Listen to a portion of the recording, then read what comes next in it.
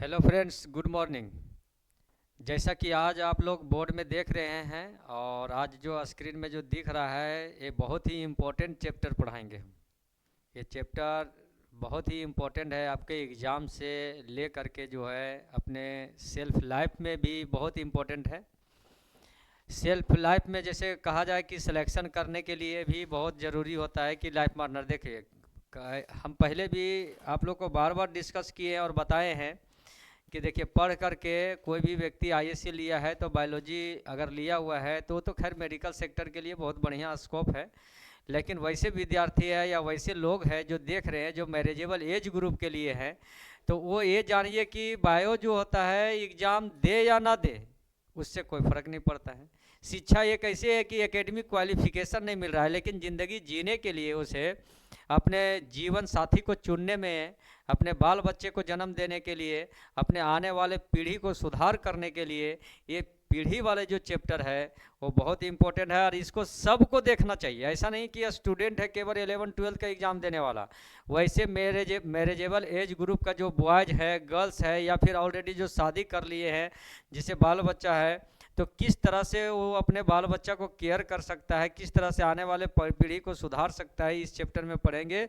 इस चैप्टर का नाम ही है principal of inheritance and variation. इस चैप्टर का नाम क्या है? Principal of inheritance and variation. तो आप लोग जानते हैं कि प्रिंसिपल किसे कहते हैं।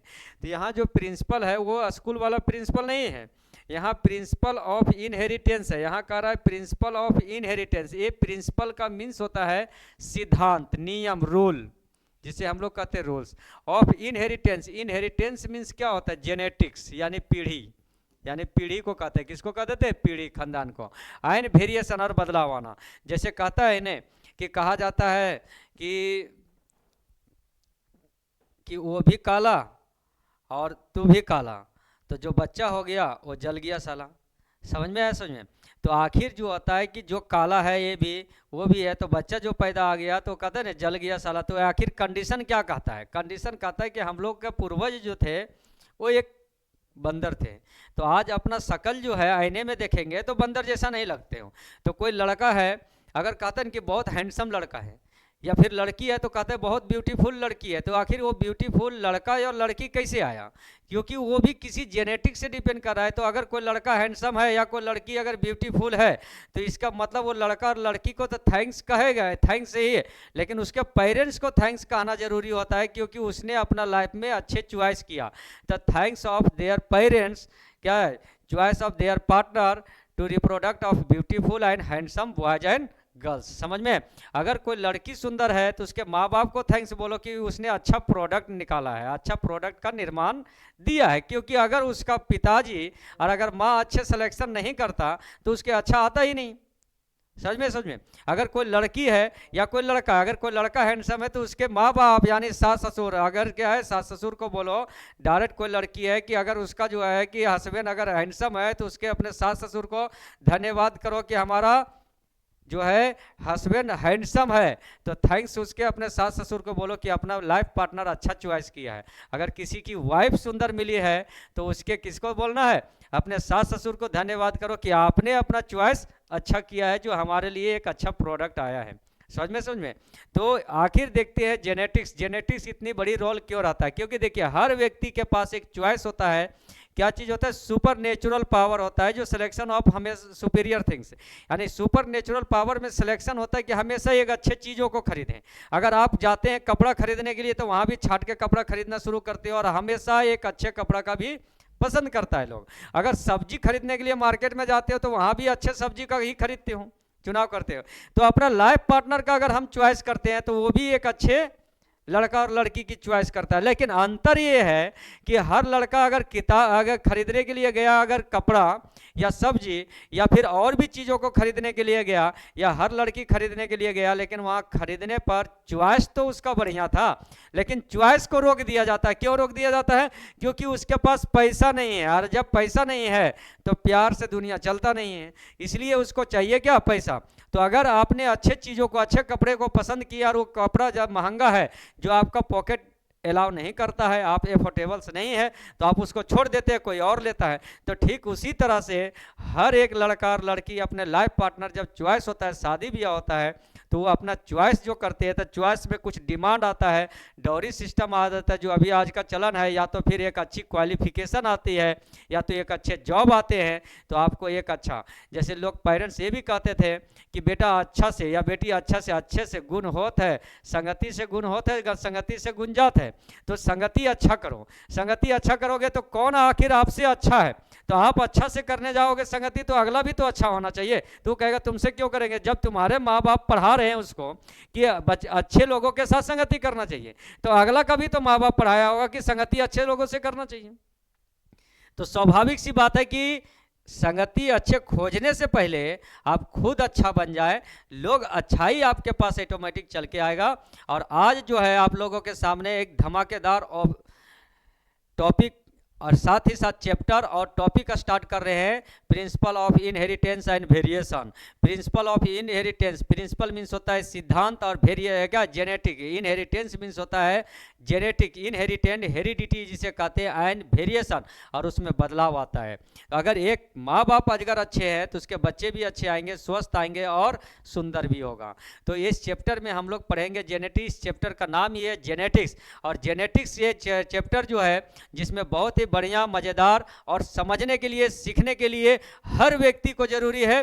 और आप लोग इसे सीखिए और समझिए और कमेंट जरूर कीजिए कि ये भी ये क्या है कि मिशन मंजिल के प्लेटफॉर्म में जो बायोलॉजी के सर आए हुए हैं, एसके अग्रवाल सर, उसकी कंटेंट कैसा लग रहा है आप जरूर कमेंट करें, ताकि और फोर्स ऑफ एनर्जी के साथ हम आप लोगों के साथ प्रेजेंट होए और बेहतर तरीके से पढ़ावे। और जहां अगर कोई कमेंट करते हैं अगर कोई टॉपिक से रिलेटेड क्वेश्चन को, तो और अधिक तैयारी क्या होता है कि टीचर का मतलब ये होता है लर्निंग विथ अर्निंग। अगर उसे सीखने का, जिस व्यक्ति को सीखने का शौक नहीं है वो टीचिंग में ना आए, क्योंकि ये एक ऐसी लाइन है जिसमें लाइफ टाइम सीखना पड़ता है, अगर बुढ़ापा तक हो तो सीखना पड़ता है, समझ में। तो सीखने के लिए इसलिए अगर कहीं अगर कोई कमेंट करता है तो अच्छा होगा कि उस टॉपिक को हम डिस्कवर करेंगे, अच्छी तरह से खोज करेंगे और आप लोग को और बेहतर तरीके से उसको बताएंगे हम। तो चलिए आज हम लोग पढ़ने जा रहे हैं principle of inheritance and variation. Number 1 में कर रहे हेरिडिटी या इनहेरिटेंस क्या है, हेरिडिटी या इनहेरिटेंस किसे कहते हैं, हेरिडिटी या इनहेरिटेंस या इसे जेनेटिक्स भी कहते हैं। क्या आता है जेनेटिक्स, जेनेटिक्स क्या है, तो यहाँ कहते हैं ट्रांसमिशन। देखिए यहाँ थ्योरम क्या कर रहा है कि transmission of genetic character, transmission of genetic character from one generation to next generation, यानी ट्रांसमिशन ऑफ जेनेटिक कैरेक्टर, खानदानी कैरेक्टर जो ट्रांसमिशन होता है from one generation to next generation, या द टेंडेंसी या प्रक्रिया का ऑफ सिमिलिटी, जो सिमिलिटी दोहरा रहा है, सिमिलिटी होता है between parents and offspring. Offspring means होता है नवजात शिशु, जो पेरेंट्स से आया, माँ बाप से कहाँ आया, ऑफस्प्रिंग में आता है, इसी को हेरिडिटी कहते हैं। क्या कहते हैं, हेरिडिटी कहा जाता है। अब हेरिडिटी 2 प्रकार से बदलते हैं, आगे हम लोग बदलेंगे हेरिडिटी।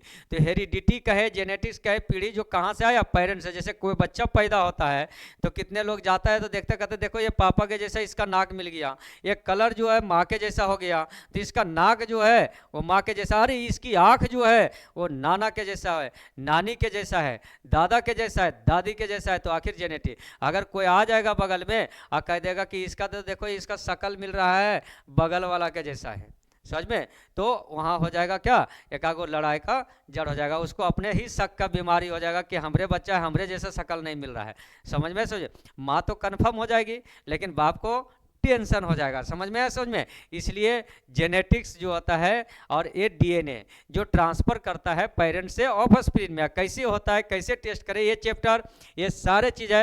यहाँ तक कि हर कोई अब अपना पता भी लगा सकता है। इस चैप्टर का अंत तक अगर कोई पढ़ते हैं, जैसे ये क्लास जो है वो 3 या 4 डेज का ये चैप्टर चलेगा, 3 या 4 डेज का अगर ये चैप्टर कंप्लीट पढ़ लेता है तो व्यक्ति पता भी कर सकता है कि बेटा मेरा है या बेटी मेरा है या नहीं है, समझ में। शक का बीमारी, एक चैप्टर को बोल भी सकते हैं कि खतरनाक भी एक प्रकार का हो सकता है, समझ में।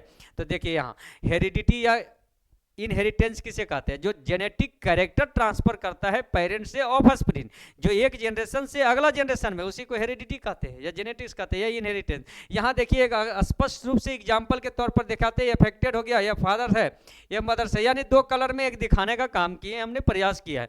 तो एक माँ है एक बाप है, ये क्या, ये मदर हो गया ये फादर हो गया, और इससे जो बच्चे पैदा हुआ है तो देखिए एक फादर हो गया, हो सकता है यहाँ पर देखिए फादर हो गया, एक फादर की तरह मदर की तरह आया, एक फादर की तरह, यानी 50% चांस। क्या होता है? 50%, यानी 50-50% आ जाता है चांस। अब 50-50% चांस तो आता है कि 50%, अब 50-50% में मेंडल ने इसका फादर ऑफ जेनेटिक्स कौन है? मेंडल, ग्रिगोर जेन मेंडल। तो ग्रिगोर जॉन मेंडल ने किस तरह से एक्सप्लेन किया था जेनेटिक्स के बारे में? तो ग्रिगोर जॉन मेंडल ने बताया था कि 50% डोमिनेंट होता है, डोमिनेंट, और क्या हो जाता है, अगर कोई डोमिनेंट हो गया तो कोई क्या हो जाएगा? रिसेसिव हो जाएगा। क्या हो जाएगा? देखिए यहाँ रिसेसिव, रिसेसिव कर जाता है।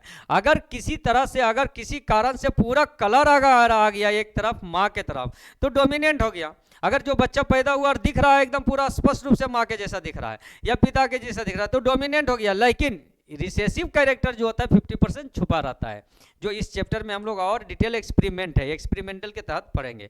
ऐसा नहीं है कि जो दिख रहा है और अगला का कैरेक्टर नहीं दिखा तो वहाँ डाउटफुल आ जाता है, ऐसा बात नहीं है, क्योंकि वो कैरेक्टर छुप भी सकता है जो 50% छुपा हुआ होता है। हो सकता है कि कलर एकदम पूरा आ जाए माँ के जैसा, तो बच्चा का कैरेक्टर्स आ जाता है, शेप आ जाता है। समझ में बहुत सारे चीज़ है जो डीएनए का एक बेस है रिसेसिव के माध्यम से, जिसे हम लोग समझेंगे। तो यहाँ देखिए नंबर 1 में आ जाता है कि some early view on heredity, यानी हेरिडिटी पर हाल में कुछ क्या विचार दिया है?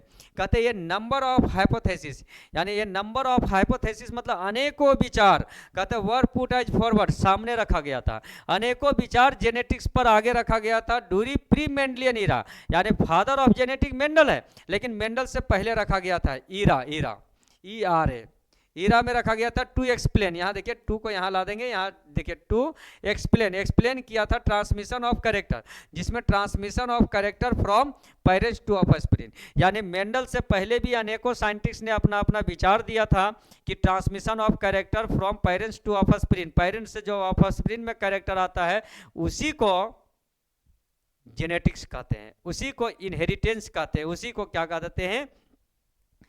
हेरिडिटी कहा जाता है।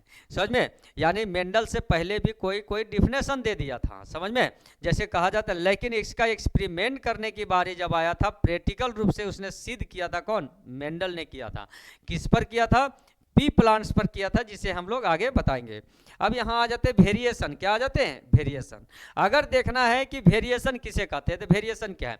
तो कहते हैं कि हम लोग का पूर्वज एक बंदर के रूप में थे, तो बंदर है, तो अभी शक्ल देखते हैं तो बंदर जैसा नहीं, तो इवोल्यूशन इसी को कहा जाता है, जो धीरे धीरे धीरे धीरे एक बदलाव आते गया, वेरिएशन।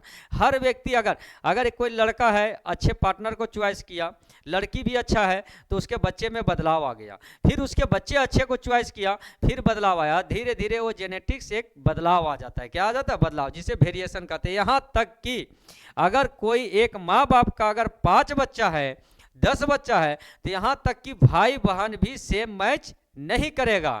क्यों नहीं करेगा? आइडेंटिकल, यानी एक्सेप्ट ऑफ आइडेंटिकल ट्विंस, जुड़वा को छोड़ करके बाकी कोई भी सेम नहीं मिल सकता है। वेरिएशन होता है, बॉडी का जो होता है वेरिएशन करते जाता है जेनेटिक्स, समझ में।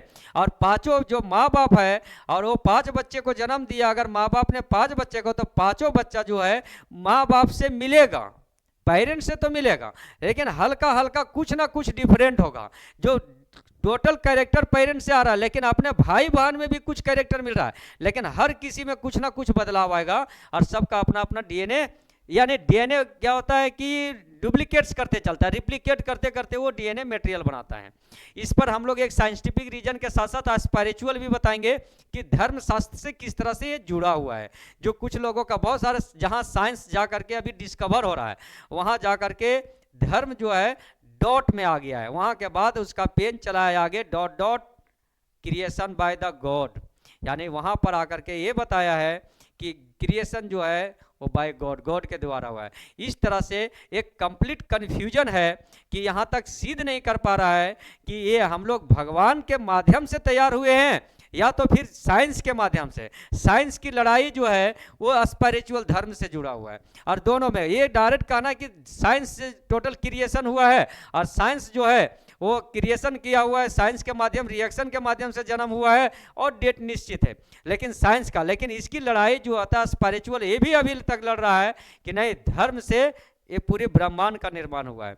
और इसलिए साइंस आज जो होता है क्या है कि सुई से लेकर के रॉकेट तक बना दिया है, और यहाँ से लेके धरती से लेके चंद्रमा तक लोग पहुँच गया है, और इस खोज में पहुँच जा रहा है कि आखिर इसका सत्य क्या है, साइंस है या supernatural power of the gods, या तो गॉड्स है। लेकिन अभी दोनों का कन्फ्यूजन है। जो साइंस अभी जो है वहीं आकर के रुका हुआ है, जहां से खोज कर रहा है, और धर्म जो है वहीं से टर्न पॉइंट पर लिया है, जहां से लोग अभी पूजा पाठ में जुड़े रहते हैं, और जो बना हुआ है सिस्टम। तो चलिए वेरिएशन के बारे में जानते हैं, वेरिएशन क्या है। तो जितने भी प्रकार के जितने बच्चे को जन्म होगा सब में वेरिएशन होता जाएगा। कहते हैं द डिफरेंसेस मॉर्फोलॉजिकली, डिफरेंसेस में क्या हो सकता है, morphologically, physiological, cytological and behavioural, और behaviour shown by the individual. जो इंडिविजुअल में 3 प्रकार का बदलाव आता है, मॉर्फोलॉजी, फिजियोलॉजी, साइटोलॉजी या बिहेवियरल में बदलाव आ जाता है, शोन बाय द, यानी ये चारों में कोई भी बदलाव आ जाए, shown by the individual of same species, एक ही स्पेसिस का हो, प्रजाति का, same species and also by the offspring, यानी एक ही स्पेसिस में और उसके ही बच्चे में, यानी कि by the offspring of same parents, यानी सेम पेरेंट्स में आ जाता है। किसमें, सेम पेरेंट्स में आ जाता है, और refer to as a variation, और उसे वेरिएशन कहते हैं। यानी सेम स्पेसिस के सेम पेरेंट्स में सेम बच्चे में बदलाव आ जाए तो उसे हम लोग क्या है कि सेम जो होता है बच्चे में जो आता है बदलाव, तो उसे हम लोग वेरिएशन कहते हैं। और ये वेरिएशन जो होता है नाउ सेक्सुअली रिप्रोड्यूस ऑर्गेनिज्म, जो सेक्सुअल रिप्रोड्यूस करता है organism can not be similar, वो सिमिलियर नहीं हो सकता है एक्सेप्ट मतलब के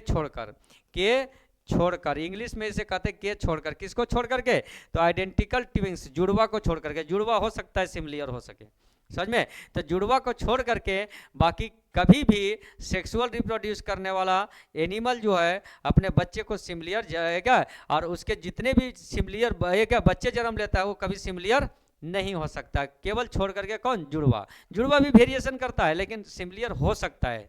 यहाँ 100% चांस है कि यहाँ सिमिलरिटी को ले लेता है, समझ में। अब नेक्स्ट हम लोग टॉपिक में आ जाते हैं। अगला टॉपिक देखिए,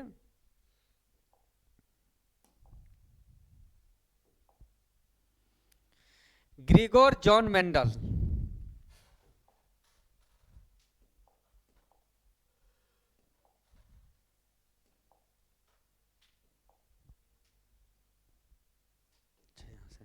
देखिए यहाँ पर जो है ग्रिगोर जॉन मेंडल्स, फोर्थ में ना, तो यहाँ पर आ जाते हैं आप। वेरिएशन 2 प्रकार का होता है। कितने प्रकार का है वेरिएशन 2 प्रकार का होता है। एक वेरिएशन होता है सोमेटिक वेरिएशन। देखिए यहाँ पर हम लोग लिखे हुए हैं, एक हो जाता है ये में सोमेटिक वेरिएशन, एक होता है जर्मिनल वेरिएशन। जर्मिनल जिसे ब्लास्टोजेनिक वेरिएशन कहते हैं, और एक सोमेटिक वेरिएशन होता है। सोमेटिक वेरिएशन 2 प्रकार का होता है। एक होता है कि बच्चे जब दुनिया में जन्म लिया तो अपने लाइफ स्टाइल के कारण अपने आने के बाद होता है जो बदलाव आता है उसे सोमेटिक वेरिएशन कहते हैं। सोमेटिक वेरिएशन वो होता है हमारे शरीर का जितना भी पार्ट है वो सोमेटिक वेरिएशन के अंतर्गत आ सकता है। जैसे कोई आदमी कल कारखाना में काम किया, हाथ कट गया, कोई बच्चा पैदा हुआ तो आँख से ब्लाइंड हो गया, कोई बच्चा पैदा हुआ तो कान से बहरा हो गया, या गूंगा हो गया, या तो गंजा हो गया, या काला हो गया, या फिर गोरा हो गया। तो ये सब जो है सोमेटिक वेरिएशन है। क्या है, सोमेटिक वेरिएशन। ये जो बदलाव आएगा, ये बदलाव जो होता है अपने लाइफ स्टाइल के कारण। तो देखिए जो कलर अभी हम लोग बता रहे थे कि काला गोरा का नहीं, यहाँ जैसे आँख का अंधा हो जाना, काम किया है, या चोट लग जा रहा है, या किसी ने खाना बना रहा जल गया, चेहरा जल गया है, समझ में। तो ऐसी स्थिति में क्या आ जाता है, ये सारे बदलाव जो होता है शारीरिक जो बदलाव आता है इसको कहते हैं हम लोग सोमेटिक वेरिएशन। क्या कह देते हैं, सोमेटिक वेरिएशन।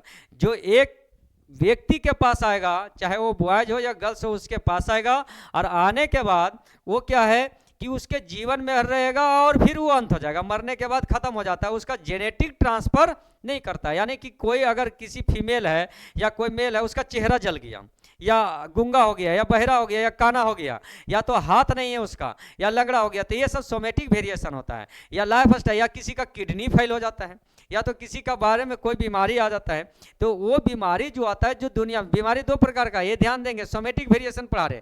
तो सोमेटिक जो दुनिया में आने के बाद अपने लाइफ स्टाइल के कारण ऐसा कंडीशन हुआ, या natural damage of the organ, या ऑर्गन जो है नेचुरल रूप से डैमेज हो गया, तो इसका मतलब नहीं कि उसका बच्चा पैदा होगा तो गूंगा आएगा, बहरा आएगा, या काना आ जाएगा, या तो फिर उसका जो है हाथ कटा हुआ आएगा, या चेहरा जला हुआ आएगा, ऐसा नहीं आता। क्योंकि उसका जो डैमेज हुआ है वो कौन सा सेल हुआ है, सोमेटिक सेल हुआ है। और सोमेटिक सेल जो होता है एक बार डैमेज होता है, जो बदलाव आता है वो जन्मने के बाद, वो जब अपनी व्यक्ति मर जाता है तो खत्म हो जाता है, वो जेनेटिक ट्रांसफर नहीं होता है, और जेनेटिक ट्रांसफर नहीं होता है। इसलिए यहाँ पर देखिए, लेकिन अगर जर्मिनल वेरिएशन है, दूसरा नंबर जर्मिनल, जिसे ब्लास्टोजेनिक वेरिएशन कहते हैं।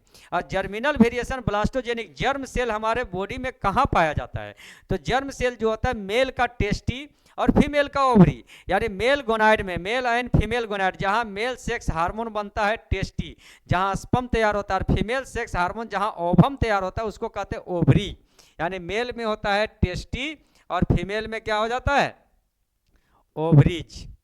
ये ओवरीज होता है फीमेल में, और मेल में क्या हो गया, टेस्टी। ये दोनों जो बना होता है वो जर्म सेल से बना होता है, और जर्म सेल से बना होता है, उसमें अगर खराबी हुआ, अगर वो होता है तो जेनेटिक्स हो जाता है, और वो आने वाला पीढ़ी दर पीढ़ी अगर उसका खराबी हुआ तो उसके बच्चे में भी होगा, जिसे जेनेटिक डिजीज कहते हैं। समझ में, और फिर उसके बच्चे में ट्रांसफर होगा, फिर उसके बच्चे में ट्रांसफर होगा। इस तरह से वेरिएशन दो प्रकार का है। कितने प्रकार का है, वेरिएशन दो प्रकार का होता है। कहा जाता है ना कि all glitter is not like gold, हर चमकने वाला धातु सोना नहीं हो सकता है। हो सकता है कि बहुत सारे लड़की जो है ब्यूटीफुल है, सुंदर है, रोड में दिख जा रहा है, समझ में, हो सकता है अंदर से सिस्टम खराब हो, ऐसा भी हो सकता है। यानी सामने से आकर्षण करने के लिए फिजिकल है, सोमेटिक सेल है जो फिजिकल है। हो सकता है एक लड़का बहुत सुंदर है, एकदम हैंडसम है, मोछ दाढ़ी नहीं है, एकदम चिकना है, एकदम बहुत बढ़िया है, तो बढ़िया एकदम खाए पिए हेल्दी है, तो समझ जाना कि वो बहुत हैंडसम है, या बहुत क्या है, हेल्दी, अच्छा खाए पिए घर से है, लेकिन वहाँ अंदर से सिस्टम क्या होता है, डिफॉल्ट होता है। समझ में आया, समझ में। इसलिए सारे चीज़ों को देखा जाता है। पहले ज़माना में भी लोग अरेंज मैरिज करता था, तो क्यों होता है, एक 16 साल के लड़की है, लड़का है, उसको ये सब नहीं है, लेकिन जो एक्सपीरियंस होते थे ओल्ड एज वाले, वो देखने जाता था, हाँ लड़कवा कैसा है, सुंदर है, लड़कियाँ क्या है, किस दिक्कत है, पैसा कमा रहा है, क्या है, एडजस्ट है, सब चीज़ देखता था। यहाँ तक कि एकदम ठोक बजा करके तो शायद लोग ठगाता था। और शादी ब्याह का मतलब क्या है कि फिर बाल बच्चे को अपना वंश को बनाना है, जेनेटिक्स को, तो इसलिए किया जाता था। समझ में, समझे। और आज तो अब जो है सिस्टम तो अब तो तैयार हो गया ऐसा ही, अब तो ज़्यादा इतना एडवांस टेक्नोलॉजी हो गया कि अब जो है कि पेरेंट्स के अरेंजमेंट की ज़रूरत ही है, क्या है, अरेंज और एग्रीमेंट की ज़रूरत ही नहीं पड़ता। अब उसमें क्या हो जाता है कि आजकल हर जगह पर चल गया, एक छोटका दुकान में जाएगा, वहाँ पर कहता है डेमो करके देखे, समझ में, कोचिंग में पढ़ने आता है तो वहाँ डेमो करें, मतलब अब वो अपने आप पर किसी पर भरोसा नहीं है, खुद डेमो करता है। तो आज का जो आने वाला सिस्टम जो है मॉडर्न टाइम में, वो डेमो का प्रचलन हो गया। यानी कि कोई भी बॉयज या गर्ल्स शादी करे से पहले डेमो कर लेता है, समझ में, वो पता कर लेता है कि हाँ मेल है या फीमेल है, एकदम क्लियर कट हो गया, ताकि भविष्य में ठगाएगा नहीं। यार पेरेंट्स भी अभी एक्सेप्ट कर रहा है, अब पेरेंट्स का भी एक्सेप्टेशन है। तो इसलिए जानिए, ये डेमो एक प्रकार का ऐसा चला हुआ है कि एक टेस्टिंग है, जो उसके लिए बहुत बढ़िया भी चीज़ है। कहा जाता है ना कि एक बढ़िया भी है, बहुत बढ़िया भी है, खराब है, बहुत खराब भी है। अब डिपेंड करता है यूज और मिसयूज करने पर। समझ में है ना। हम क्या बताएं कि इस दुनिया में जहर भी बिक रहा है, दवा भी बिक रहा है, खरीदो जो खरीदना है, समझ में, हवा भी बिक रहा है, पानी भी बिक रहा है, समझ में, अच्छे अच्छे चीज़ भी है। तो बेचने वाला बेच रहा है सब चीज़, खरीदने वाला, तो ऐसे हर किसी का अपना अपना विचार होता है। लेकिन हाँ, पढ़ाई जो है इसकी एक स्पेशल यूज जो है वो आपको हमेशा बचाएगा, किससे, गलत चीज़ों से आपको बचाएगा। किससे बचाएगा कि हम जिस रास्ते में चल रहे हैं वो हमारे लिए सेफ, सुरक्षित है या नहीं है।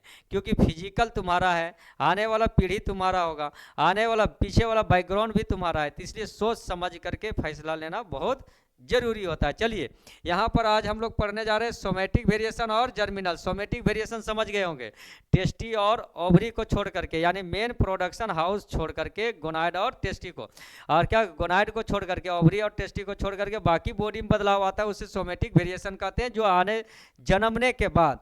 देखो सोमेटिक वेरिएशन क्या है, सच टाइप ऑफ वेरिएशन कहते हैं, such type of variation effect only somatic cell, केवल इफेक्ट करता है किसको, सोमेटिक सेल का है, नॉट इनहेरिटेड। और वो इनहेरिटेड नहीं है, इनहेरिटेड मतलब पीढ़ी दर पीढ़ी नहीं दोहराने वाला, not inherited from parents to parents. अरे पेरेंट्स से नहीं आया है, कहते देगा तो पेरेंट्स आल्सो कॉल, इसे एक्वायर्ड वेरिएशन भी कहते हैं, यानी सोमेटिक वेरिएशन जो होता है उसे एक्वायर्ड वेरिएशन कहा जाता है। यानी दो नाम से जानते हैं, acquired, what is acquired variation या somatic variation. Somatic variation are produce by 3 type of the factor, 3 प्रकार के इन्वायरमेंटल फैक्टर से हो जाता है। जैसे क्या होता है, न्यूट्रिशन, अब कोई व्यक्ति कम खाया पिया, गरीब था तो पतला दुबला था, अब आने वाला बच्चा उसका पतला दुबला थोड़े ना होगा, वो हो सकता है कि अपने मेहनत से अमीर हो गया हो, समझ में। Nutrition, light, temperature, habit, water, wind, etc आ जाता है। जैसे क्या था, लाइट से, अगर कहीं लाइट है, नाइट ड्यूटी कर रहा है, लाइट है, लाइट के प्रभाव पड़ने से वो ब्लाइंड्स हो सकता है। टेम्परेचर अधिक होने के कारण से उसका बॉडी का जो होता है कि बॉडी झुलस भी सकता है वर्क में। हैबिटेड, आदत से हो सकता है। वाटर, विंड, ईटीसी, ये सब मतलब नेचुरल प्रक्रिया जो होता है दुनिया में आने के बाद अपने आदत से खराब हो सकता है, लेकिन इसके कारण उसके बच्चे में प्रभाव नहीं पड़ता। Etc, use and miss use, चाहे इसका यूज कर रहा है या मिस यूज करता है, बाई एन ऑर्गेनिज्म, एक ऑर्गेनिज्म के द्वारा करता है। एंड कॉन्शियस यानी जानबूझकर या deliberately effect, deliberately effect, deliberate effect करता है, जानबूझ के ऐसा प्रयास करता है क्योंकि मजबूरी होता है और उसे पैसा कमाना होता है, परिवार चलाना होता है। तो ऐसी स्थिति में उसने क्या करता है कि कुछ ऐसे चीज़ हो। अब कुछ लोग जानता है कि कॉटन का मिल में कर रहे हैं, फ्लोर मिल्स में किया जा रहा है, स्टोन क्रशर मिल में किया जा रहा है काम, तो वहाँ काम करने वाला व्यक्ति जानता है या नहीं भी जानता है, बेचारा अनपढ़ भी है तो जानता है ना, मौत से बड़ा भूख है, सुबह मिटाओ तो शाम खड़ा है, समझ में। तो सबसे बड़ा चीज़ है कि जो स्टोन क्रशर में काम कर रहा है, फ्लोर मिल्स में कर रहा है, कॉटन मिल्स में कर रहा है, क्लॉथ में क्या है कि क्लॉथ फैक्ट्री में काम कर रहा है, तो वहाँ क्या हो रहा है, तो वहाँ से जो उठता है डस्ट, वो जान रहा है कि 10 से 15 साल तक काम करते हैं तो उसका हार्ट ब्लॉकेज कर सकता है, लंग्स में डिजीज हो सकता है और वो अचानक डेथ भी कर सकता है, या एक ऐसे फाइटल डिजीज से विक्टिम्स होगा जिसका कोई ट्रीटमेंट नहीं होगा। लेकिन मजबूरी है, वहाँ हाई रेट पर वर्क करवाया जा रहा है, वहाँ दे रहा है 25,000, 20,000, 30,000, 40,000 दे रहा है और 8वां पास 10वां पास बहाली दे देता है। इससे क्या होता है कि कहता है हम तो कम पढ़ा लिखा है 30,000 कमा रहे, हम कम पढ़ा लिखा है 20,000 कमा रहे, 50,000 कमा रहे। तो वैसी है, वर्क को देखा जाता है, समझ में, समझ में। अब वहाँ है 15 साल काम किए, जब तक बाल बच्चा जवान हुआ तब तक अपने खत्म हो गया, समझ में। यही रेशियो निकल रहा है कि हर व्यक्ति अपनी कमाई का 30% डॉक्टर को दे रहा है और 30% देना है। ये एक प्रकार का टूल टैक्स है, रोड में जाएगा तब वो आएगा, तब वो टैक्स देना होगा, जल में तब भी, मरे तब है। तो health is a real wealth of life, जिंदगी का वास्तविक धन है अगर, तो क्या है, स्वास्थ्य है। अगर आप स्वस्थ हैं, इसका मतलब आपका वास्तविक धन, आप इंजॉय कर रहे हैं फैमिली के साथ, बाल बच्चे के साथ, और अपनी जिंदगी भी जिए। जाना तो सभी के है, लेकिन एक एफेक्शन ऐसी तरीके से जुड़ करके जाए, एफेक्शन और एफेक्टेड हो जाए कि मरने से पहले 100 बार मर रहे हैं, इससे तो बढ़िया है कि बच करके। तो यहाँ देखिए सोमेटिक सेल है, सोमेटिक सेल में वहाँ लिखा रहता है, सावधान लिखा रहता है, वर्क लिखा रहता है कि क्या क्या काम करना है, किसके प्रभावित है सूचना देने। अब आ जाते हैं जर्मिनल वेरिएशन या ब्लास्टोजेनिक वेरिएशन कहते हैं। जर्मिनल वेरिएशन या ब्लास्टोजेनिक वेरिएशन क्या है, तो देखा जाता था कि पहले लड़का को देखने गया तो लड़के के माँ बाप के बारे में पता लगाता था कि क्या है, उसको कोई बीमारी तो नहीं, लड़की देखता था लड़की के माँ बाप के बारे में। लेकिन अब जो है यहाँ इम्यूनोसेंटेसिस मशीन से भी होता है, और देखिए ये जर्मिनल क्यों देखता था, ताकि आने वाले पीढ़ी में बच्चे को ऐसा बीमारी ना, अगर किसी कारण किसी से पता लगाए या गोपनीय तरीके से कि हाँ लड़की के माँ बाप को कोई बीमारी है, लड़का के माँ बाप को कोई बीमारी है, कुछ नहीं करता अगर गोपनीय, तो छोड़ देता था, समझ में, शादी नहीं करके वो दूसरे से करता था, समझ में। तो ये सिस्टम क्यों, क्योंकि जेनेटिक्स वो ज़्यादा रिस्क लेना नहीं चाहता था। देखिए यहाँ जर्मिनल या ब्लास्टोजेनिक वेरिएशन क्या है, this type of variation effect the germ cell, किसको प्रभावित करता है, जर्म सेल। जर्म सेल कहाँ होता है, गोनाइड में होता है, गोनाइड, जिसे हमने पहले चैप्टर में पढ़ा है, मेल का टेस्टी, फीमेल का ओवरी। गोनाइड होता है germ cell of an organism, and क्या कर रहा है कि एंड आर इनहेरिटेबल, और ये इनहेरिटेबल है, एक पीढ़ी से दूसरे पीढ़ी में आएगा। अगर ऐसा होता है तो इससे क्या है, बीमारी होगा तो वो दूसरे पीढ़ी में आएगा, एक पीढ़ी से दूसरे पीढ़ी में। दीज आर कहते हैं रिसीव बाय द इंडिविजुअल, वो इंडिविजुअल में आता है फ्रॉम द पेरेंट। अगर इसमें बदलाव आता है तो बच्चे में जो बीमारी होगा कहाँ से आएगा, पेरेंट से आता है। And are transmitted to the next generation, फिर उसके बच्चे से उसके बच्चे, उसके बच्चे से उसके बच्चे, इस तरह से बीमारी ट्रांसफर होते रहता है। तो ये हो गया जर्मिनल वेरिएशन। अब यहाँ पर वेरिएशन हमने दो पढ़ा, सोमेटिक वेरिएशन और जर्मिनल वेरिएशन, अच्छी तरह से समझ में आ गया होगा। अब आगे यहाँ क्या है, आपको चॉइस में भी दिक्कत नहीं होगा लाइफ पार्टनर में, कि ताकि बीमारी सही सिलेक्शन कर लेते हैं। अब यहाँ पर देखिए, यहाँ आ जाता है जेनेटिक वेरिएशन में जो बदलाव आया, देखिए यहाँ पर भी दिखाया गया है, डिटेल्स तरीके से नहीं है। अब यहाँ पर देखिए कंटिन्यू और डिसकंटिन्यू वेरिएशन क्या आ जाते हैं, कंटिन्यू एक होता है वेरिएशन जो लगातार बदलाव आता है, और एक वेरिएशन होता है जो कंटिन्यू वेरिएशन होता है, यानी लगातार हो रहा है, थोड़ा ही हो रहा है लेकिन लगातार हो रहा है। और एक हो जाता है डिसकंटिन्यू वेरिएशन, क्या हो जाता है, डिसकंटिन्यू वेरिएशन के अंतर्गत आ जाते हैं। तो डिसकंटिन्यू वेरिएशन जो है वो क्या है, और कंटिन्यू वेरिएशन क्या है। कंटिन्यू मीन्स होता है लगातार, और डिसकंटिन्यू मीन्स क्या होता है, अनियमित, लेकिन एक बड़ा बदलाव आ जाता है। चलिए यहाँ तक क्लियर करते हैं हम लोग। Continue variation are small, continue variation small होता है, सिमिलर होता है, they are found in both, positive भी हो सकता है और नेगेटिव। अगर इसका पॉजिटिव, अगर कहता है नहीं, जैसे इसका कंटिन्यू वेरिएशन जो होता है स्मॉल वेरिएशन है लेकिन कंटिन्यू वेरिएशन है, ये पॉजिटिव भी हो सकता है नेगेटिव। जैसे एक एग्जाम्पल लेते हैं कि एक लड़का है जो काला है, एक लड़की है और गोरी है, शादी हो गया है, तो उसका एक गारंटी नहीं है कि उसका बच्चा जो होता है हल्का बदलाव आएगा, यानी वो काला है तो बच्चा एकदम कंप्लीट काला ही नहीं आ जाएगा, या गोरी है तो कंप्लीट नहीं आएगा, लेकिन हाँ उसका आने वाला पीढ़ी जो होगा वो सुधर गया।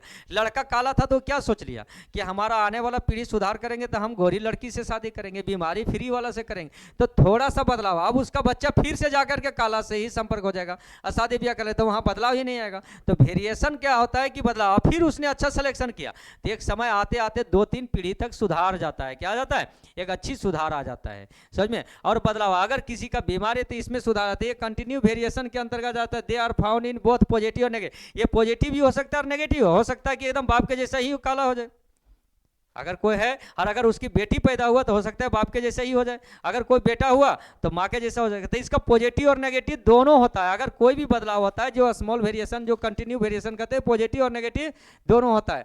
तो कहता है क्या, negative side of the normal type होता है and are connected with by intermediate, और आंतरिक रूप से जुड़ जाता है। इसका जो खोज किसने किया था, तो ये क्या है, इंटरमीडिएट स्टेज में था डार्विन ने क्या है 1901 में उसका जन्म हुआ, 1982 तक उसने नेम द, इसको क्या नाम दे दिया, फ्लैक्चुएटिंग वेरिएशन, इसका नाम दिया फ्लैक्चुएटिंग वेरिएशन। द कहता है मेजॉरिटी ऑफ द इंडिविजुअल, सो दर्शाता है द नॉर्मल कंडीशन, इसमें नॉर्मल ही रहता है, इंडिविजुअल क्या है नॉर्मल ही दिखता है।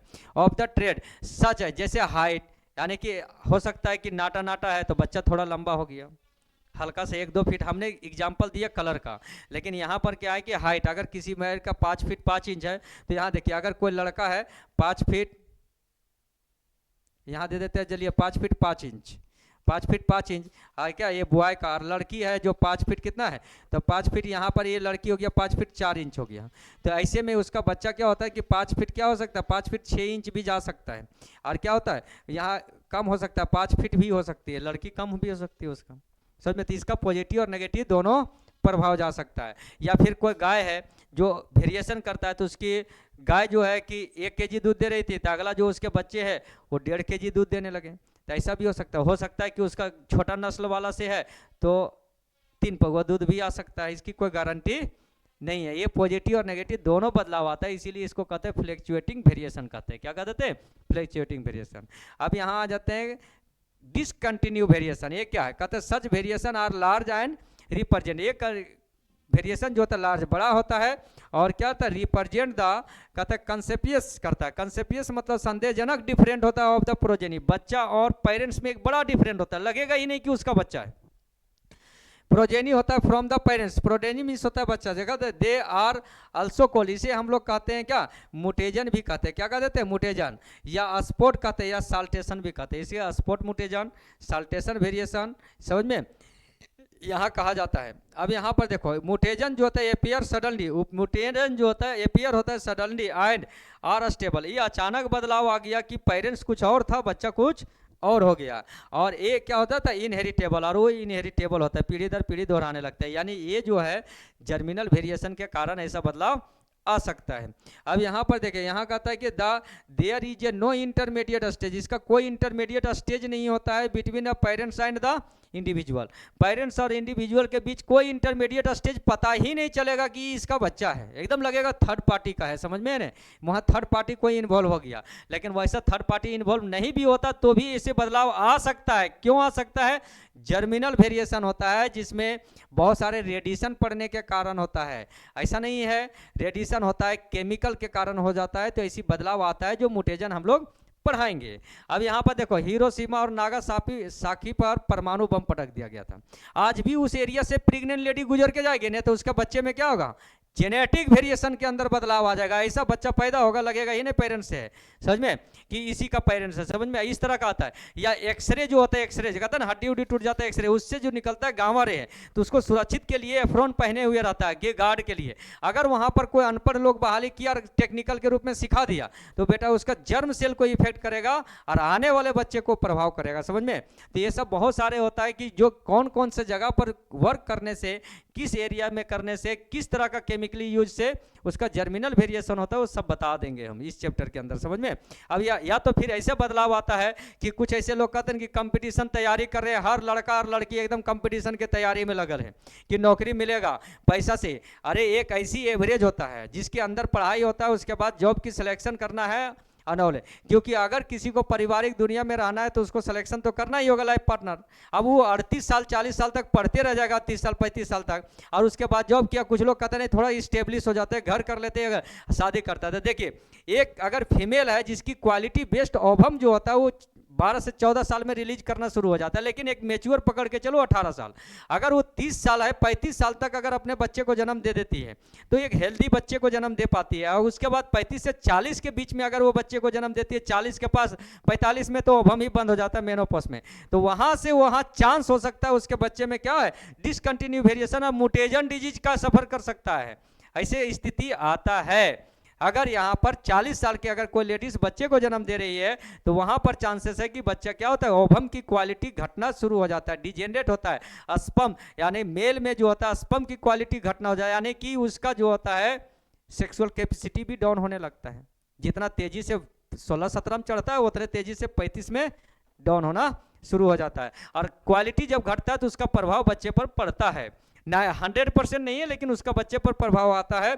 और वो बच्चे का इंटरमीडिएट या एक्सटर्नल पार्ट या इंटरनल, दोनों में से किसी ना किसी प्रकार से प्रभावित करेगा।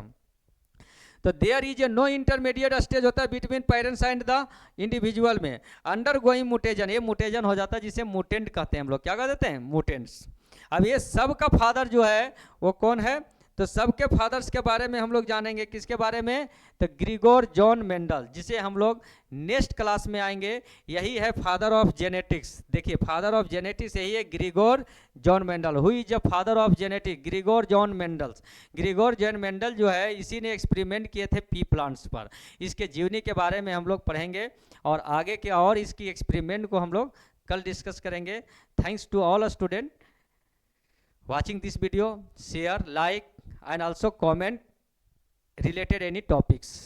Yeah, you have any doubtful in your lives, also you can ask questions without hesitations.